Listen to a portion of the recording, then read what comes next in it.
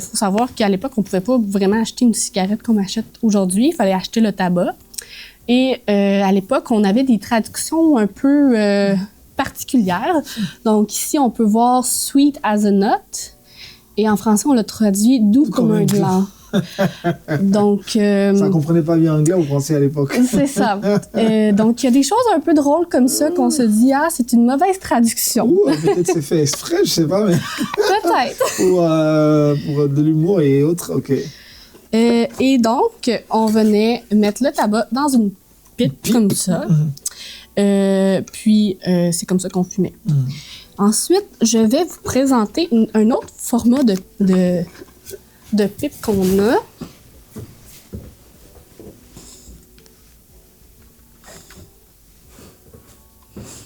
Celle-ci. OK. Donc, il y a différentes formes de pipe. Oui, des formes, matériaux. Matériaux.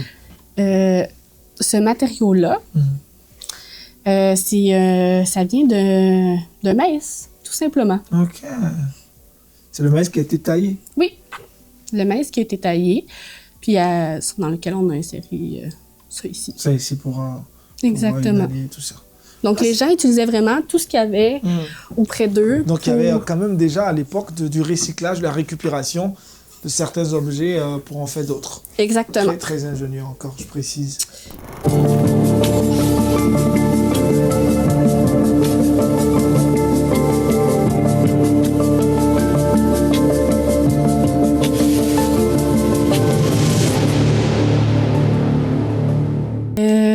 Et tout ce qu'on a derrière, c'est vraiment des produits de l'époque, avec les boîtes de l'époque, tout ça. Et oui. C'est sûr qu'on ne retrouve plus ça dans nos épiceries. Les entreprises ont changé, les commerces ont de nouveaux noms. C'est plus le même packaging. Une chose qui n'a pas changé. Qu'est-ce qui n'a pas changé? La poudre à pâte. La poudre à pâte magique. Ça garde toujours le même emballage, le même format aussi. Oui. Et ça traversait le temps, les époques, et ça gardait toujours sa même... Exactement, les mêmes couleurs. Même couleur, sa même image. Exactement. Donc ça, c'est une des choses qu'on peut... aujourd'hui, revoir en épicerie. Sinon, tout le reste, certains qu'on ne retrouve plus. Certains, ben c'est sûr, la moutarde King's, on la retrouve plus exactement, mais c'est une moutarde qui existe encore. Pour le reste, là, c'est sûr que, tu sais, des choses comme ça, on n'en retrouve pas vraiment de ces marques-là. Donc, qu'est-ce qui est derrière? Ça servait à quoi? C'est le café? Ça servait à quoi jusqu'à Paris? Ça ici? Oui, on mettait des grains de café, puis on tournait et ça faisait moudre le café. Donc, on n'avait pas des machines comme on a aujourd'hui, qu'on pèse sur un petit bouton. Je pense à l'époque, selon toi, ils étaient vraiment assez équipés en voyant tout ça. Tu pensais que vivre à l'époque était beaucoup plus... était mieux que vivre maintenant? C'est une bonne question. C'était une autre époque. Je pense que c'était vivre en Abitibi, vivre à Rouyn-Noranda, c'était une autre réalité. C'était la colonisation. C'était une époque où on avait moins. Donc, on n'avait pas nécessairement des toilettes. Donc, il fallait aller à l'extérieur. C'est une vie vraiment plus difficile. Précaire. Oui, exactement. Les gens n'avaient pas beaucoup d'argent. Donc, je dirais pas que c'était plus facile à l'époque.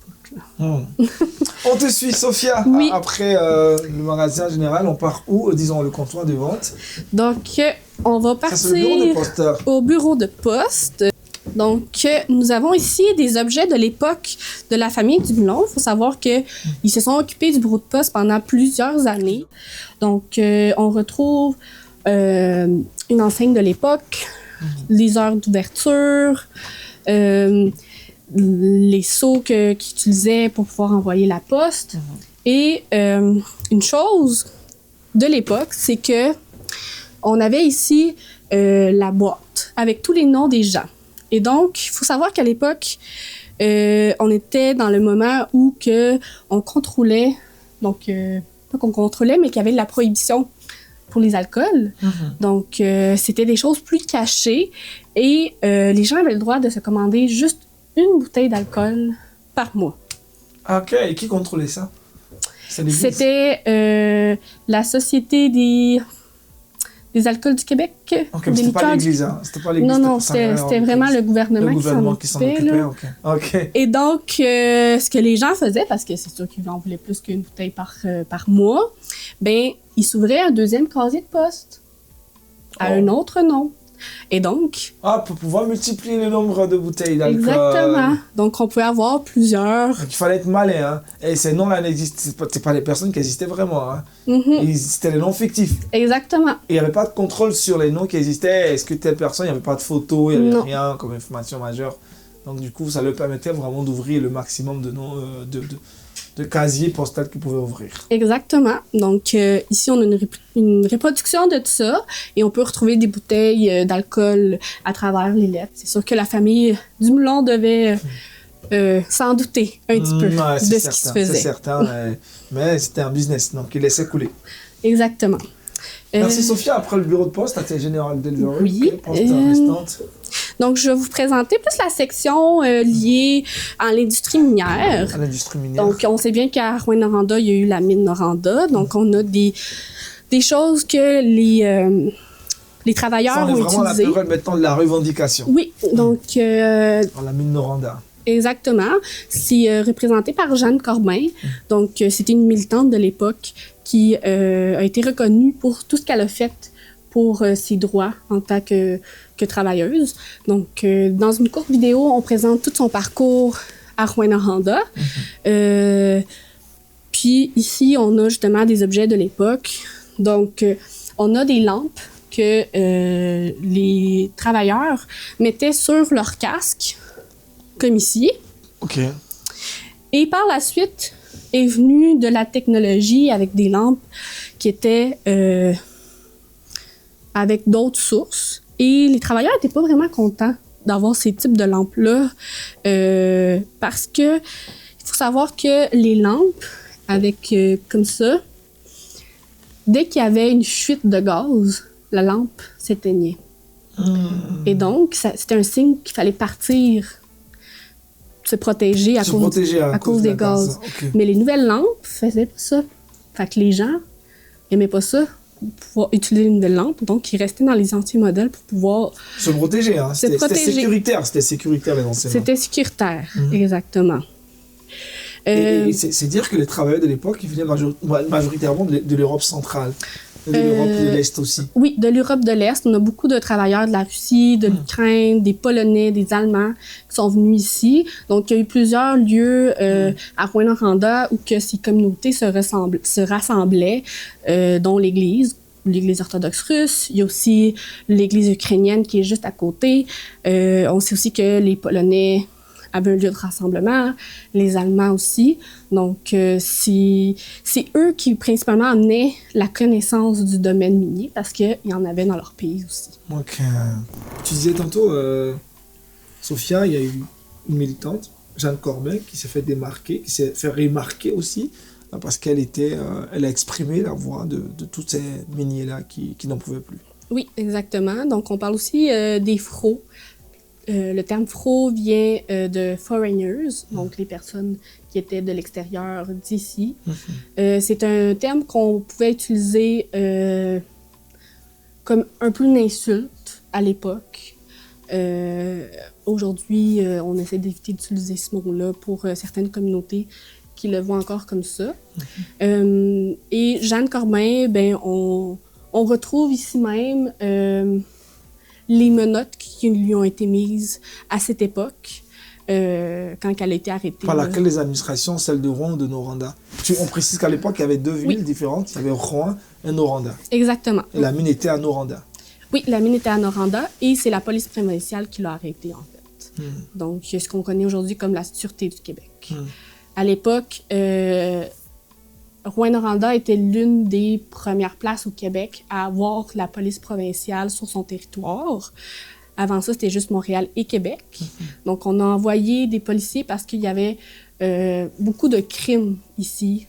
On disait que Rouen, c'était la ville de la débauche et Noranda, c'était la ville plus calme où que tout était en ordre. On peut déjà le voir dans sa structure, Noranda, comment c'est fait, les rues. Et dans le côté de Rouen, comment c'est un peu plus dépareillé, ça s'est fait de manière désorganisée. Donc, par la suite, il y a eu fusion de ces deux villes-là, de ce qu'on connaît aujourd'hui, Rouyn-Noranda. Et ça a été quoi les conséquences après qu'elle soit menottée, Jeanne Corbin? Est-ce qu'après, elle a été libérée, elle a été acquittée? Qu'est-ce qui s'est passé dans la suite pour elle? Jeanne Corbin a été libérée. Donc, nous, ce qu'on a sur elle, c'est beaucoup en lien avec le Parti communiste du Canada. Donc, si vous venez voir notre exposition permanente, vous allez pouvoir voir toute l'histoire de Jeanne Corbin à travers nos capsules vidéo qu'on projette sur notre mur, juste ici. Vous avez un vidéoprojecteur ici? Exactement. OK. Donc, il y a une projection pour les groupes qui viennent visiter, vous expliquez tout ça. Oui, et donc, on parle des 4 personnages qui sont présents dans les différentes thématiques. Et on parle de leur vie et on parle de Rouyn-Noranda aussi. On pourrait voir les menottes qui ont été utilisées. Oui.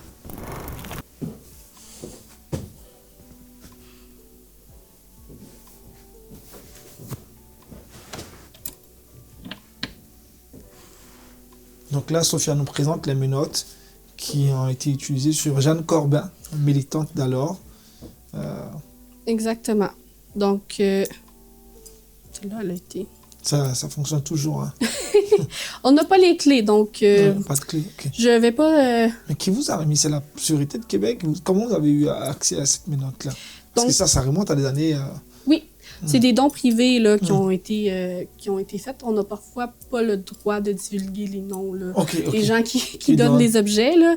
Donc, celui-ci, je vous dirais que je ne me le connais pas par cœur, c'est qui, parce que notre collection a entre plus de 6 000 objets. Donc, ça fait beaucoup d'informations à savoir, je vous dirais. Elle avait des petits poignets, hein, c'est ce qui était utilisé. Des très petits poignets. Là. Donc, c'est ce qui était utilisé à l'époque là, pour arrêter Jeanne Corbin. Exactement. Merci Sophia pour ces informations. Et ce qui est à côté, ça sert à quoi ça? Ça, c'est les clés de la cellule. De la cellule, hein. Oui. La donc prison se trouvait où? Il y a eu plusieurs prisons à Rouyn-Noranda. Je vous invite à aller consulter le site de la Sûreté du Québec, où on retrouve une section sur le patrimoine de la Sûreté. Et donc, on a une section dédiée à la police provinciale en Abitibi-Témiscamingue. C'est un projet auquel nous, on a participé avec la Sûreté du Québec. Et on retrouve justement plusieurs événements qui se sont produits là, sur le territoire. Ces objets d'ici, ça, c'est des objets qui étaient rattachés à la police ou à d'autres choses? Non, ça c'est quoi ça? Ça, c'est plus des objets liés à la... Ça, c'est lié à la mine. Donc, c'est un détonateur. Détonateur, pour faire exploser... Exactement. Ça ici, je vais vous le montrer. Il faut toujours s'assurer de porter les gants pour toucher les objets. Oui. Quand il faut. Sauf les objets de médiation. Donc, est-ce que tu es en mesure de me dire que ça pourrait être quoi? Un extincteur? Oui. Oh, yes! Donc, c'est un extincteur d'autrefois. D'autrefois, en tout cas, on pourrait faire le tir d'autrefois. Exactement. Donc, on pouvait tirer ici et le produit sortait. Sortait par là. Ouais. Par là. Donc, on en a plusieurs modèles. On a celui-ci.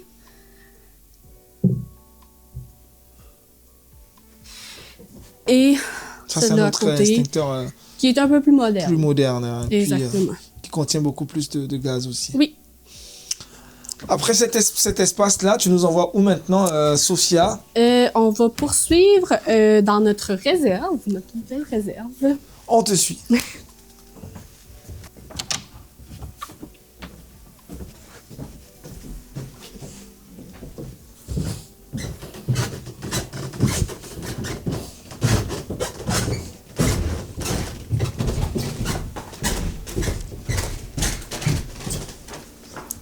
Là, c'est la nouvelle réserve. Ici, on se retrouve dans notre espace d'exposition temporaire. Temporaire. Donc, c'est une exposition qui change à toutes les années. Donc, en ce moment, ça parle de fast fashion et le lien avec les femmes. Tout ce qui est vestimentaire, c'est un milieu qui est surtout connu pour être plus féminin. C'est surtout des femmes qui travaillent dans le milieu, que ça soit pour la couture, dans les industries du textile. Et donc, on voulait penser à faire un lien, justement, avec l'histoire des femmes de l'époque, à Rouyn-Noranda, et aujourd'hui, qu'est-ce qu'on porte. Donc, à l'époque, les gens utilisaient des... Cette tenue que tu portes là, Oui. c'est une tenue de l'époque. C'est une reproduction de Une l'époque. reproduction. Mais c'est le Exactement. modèle. C'est le Exactement. modèle. Ok. Donc, puis, quand on se tourne vers ici, on retrouve des éléments que les femmes utilisaient. Donc, on a une parure en plumes, des bottes en talons. À l'époque, hein, tout ça, c'est de l'époque. Oui, tout ça, c'est de l'époque. Des guêtres, c'est ce que les femmes mettaient pour protéger le dessus du pied. On a un autre chapeau ici. On a un châle en jaune. Donc, c'était connu qu'à l'époque, on faisait beaucoup, que ce soit du tricot, du crochet. Et donc, on faisait des châles comme ça. Et par la suite, on a un corset en tissu beige. Donc, les corsets, c'est quelque chose qui était porté à l'époque. C'est sûr que c'était moins courant dans les années 30-40, mais on pouvait encore en retrouver à certaines places. Donc... Et on a d'autres... Ici, parce que ça, ce sont les machines qui étaient utilisées à l'époque. Oui, donc les machines Singer, c'est la compagnie qui a fait le plus de machines. De machines. C'est une compagnie très, très, très connue. Ils en font encore. Et donc, c'est quelque chose qu'on nous offre souvent à chaque année, des machines. Puis, on doit les refuser, malheureusement, parce qu'on en a déjà. On en a déjà, ok. Mais dès qu'on regarde dans des places des antiquaires ou des musées, on retrouve des machines Singer, c'est sûr et certain. De l'époque du 20e siècle. Oui, du 20e siècle. Donc, par la suite, ici, on retrouve encore des éléments de l'époque, des choses pour la couture. On a même un journal dans lequel on retrouve les modèles. Ça Oui. c'est du 20e siècle, là. Donc, c'est comme un magazine de mode. c'est un catalogue. Un catalogue au printemps, vêtements pour fillettes. Exactement. Donc, des styles que... Mais ces styles-là reviennent encore aujourd'hui. Quelquefois. Voilà, la mode, Oui. ça se réinvente. On va chercher dans les années d'alors. Exactement. Puis on crée, on apporte du neuf. Puis, dans le fond, ce que les gens faisaient, c'est qu'ils voyaient un vêtement qu'ils aimaient. Ils pouvaient aller acheter le patron et reproduire ce vêtement à la maison. Ou sinon, on pouvait tout simplement le commander via le catalogue. Donc, Et vous avez dans votre salle d'exposition temporaire un écran. Qu'est-ce que vous projetez ici? Donc ici, c'est une vidéo avec Marina Fontaine. Marina avait une boutique seconde main ici à Rouyn-Noranda et elle nous parle beaucoup de l'industrie du textile, d'exploitation et comment qu'on peut faire pour réduire notre consommation. Elle est toujours à Rouen? Elle est à la Sarre. Elle est à la Sarre. Ouais, elle habite à la Sarre. Elle habite à la Sarre. Okay. Donc, à la Sarre, je suis plus certaine. Elle est en Abitibi-Témiscamingue. Elle est en Abitibi-Témiscamingue. C'est exactement où. Avant de terminer cet espace-là, il y a une robe ici, elle est cachée certes, mais pas de commentaires sur ça? Non, pas de commentaires. Merci. On te suit, Sophia. Là, on est où? Nous sommes maintenant dans notre toute nouvelle réserve qui a été réalisée en 2025.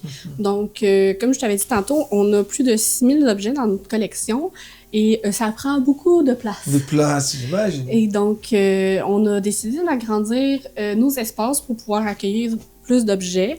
Je peux vous montrer, on en a quelques-uns qui sont de grand format, puis j'en ai des plus petits. Donc, on peut s'en venir ici. Est-ce que tu sais ce que cette Un machine... compagnie téléphonique, ça servait à appeler.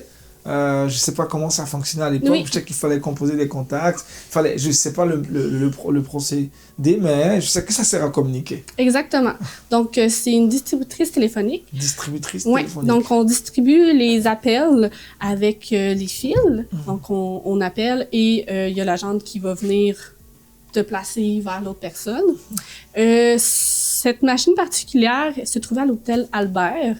Donc, l'hôtel Albert, c'était un hôtel qui est encore aujourd'hui encore aujourd'hui ouvert. Et on nous a fait don de cet objet là, il y a quelques années aussi. On a par la suite, on le voit un petit peu moins vu qu'on en a plusieurs. On a une boîte postale qui se trouve sur des patins de ski. Pas des patins de ski, mais c'est comme si c'était un ski. Donc on pouvait... Ouais, ça ressemble... Ouais. Et ça se trouvait souvent dans les mines. OK. Donc on pouvait envoyer... Ça a été construit avec des objets récupérés. Oh, ça se trouvait dans les mines, cette boîte de poste-là. Ça se trouvait dans... C'était spécifique dans les mines, c'était que pour les mines. Pas juste pour les mines, mais c'est parce que c'était plus facile à transporter. Via les skis en dessous. OK. Donc, aujourd'hui, on n'en retrouve plus vraiment. Là. Si on veut en envoyer, on peut... C'est le même appareil qu'on retrouve aussi. Ça, c'est une reproduction, en fait. Reproduction. Okay. Oui. L'original, c'est là. Exactement. C'est qui a existé vraiment. Maintenant... Zone de quarantaine. Oui, ça, c'est nos nouveaux objets. Quand on les reçoit, on vient les mettre ici parce qu'ils viennent d'un milieu qu'on ne connaît pas. Donc, ça peut être des lieux contaminés par des objets, ça peut être plusieurs... Qu'est-ce que vous faites? Vous désinfectez ou qu'est-ce que vous faites? On les met... on protège avec le plastique et on fait un constat d'état pour voir si on retrouve des traces de détérioration, des traces d'insectes. Parce que, par exemple, si on m'envoie une peau, comme que je porte en ce moment, ben c'est la très bonne nourriture pour des insectes. OK. Donc, on veut s'éviter d'avoir des insectes dans nos réserves parce que ça peut détériorer nos objets. C'est un excellent travail de conservation et puis également des mesures de précaution et tout ça. OK. Si, je vais vous montrer un don que nous avons reçu en 2023 de la famille. Donc, c'est une famille qui venait de la Pologne, il me semble. Et on retrouve des photos d'époque dans le Noranda. Donc, nous, on vient nous faire des dons d'un peu n'importe quelle époque, un peu n'importe quoi. Puis, nous, on vient sélectionner ce qui peut être intéressant. Ce qui est pertinent pour Exactement. le public. Ça, c'est... C'est vraiment délicat. Il faut procéder. Oui. C'est des petits objets, des artefacts, parfois des documents qui sont précieux. Je cherche un objet en particulier. Ah. Et ça prend combien de temps dans la zone de quarantaine avant de décider c'est quoi la procédure que vous adoptez pour savoir quel objet est pertinent à présenter? Est-ce qu'il y a un comité qui réfléchit là-dessus? Vous vous posez des questions avant de dire cet objet, on l'expose? Exposer, ça va dépendre de la thématique de l'exposition. Tout d'abord. Si c'est pertinent de l'exposer, on va l'exposer. Ensuite, il y a la condition de conservation. Donc, il faut penser à tous les éléments externes de l'objet, donc la température, l'humidité, le rayonnement, s'il y a des risques de vol, etc. Et par la suite, avoir évalué ça, on va dire, on peut se permettre de l'exposer. Donc, ce que je voulais te montrer ici, c'est un don qui est quand même... moi, je trouve qu'il y a une signification émotionnelle quand même. C'est quoi ce don? Raconte. La petite histoire. Donc, nous, on est allés voir la famille Wichal. Je prononce probablement pas bien le nom de famille. Je n'essaierai pas de répéter ça encore. Et ils nous ont remis cette boîte avec une bouteille d'alcool qui est emballée. Et c'est une bouteille d'alcool qui provient des expos. Il y a encore de l'alcool dedans? Oui. OK. Donc, on retrouve 4 types d'alcool à l'intérieur. Et ça fait un drink. Ça fait un breuvage. Et donc, on vient enlever le bouchon et on le verse tous ensemble. Donc, je dirais que ça doit provenir du 20e siècle. Il est encore difficile d'identifier exactement quelle époque ça provient. Du 20e, non, pardon, du 19e siècle. Donc, je suis encore en recherche de sa provenance, mais c'est sûr et certain que ça vient du 19e siècle. Et ça vient encore avec sa petite boîte qu'il contenait. Et ces écritures qui sont dessus. Exactement. Donc ici, on a des signatures. Et donc, ce sont tous des jeunes hommes qui sont partis à la guerre. Et on voit ici 1939. Et M. Bouchaz a signé lui-même. Il s'était dit que, tous ensemble, que quand il allait revenir de la guerre, il allait ouvrir la bouteille et ils allaient tous le boire ensemble. Et c'est le seul qui est revenu. Donc, il a décidé... Ils étaient combien allés à la guerre? Tous ceux qui ont signé sont tous allés à la guerre. Ils sont tous allés à la guerre. Je peux voir au minimum 5, 6, 7, 8, 9, 10 noms déjà sur ça. Exactement. Et il est le seul qui est revenu. Il est le seul qui est revenu en vie. Ils étaient allés à quelle guerre? À quelle des guerres? Ça, c'est la Deuxième Guerre mondiale. La Deuxième Guerre mondiale. 1939.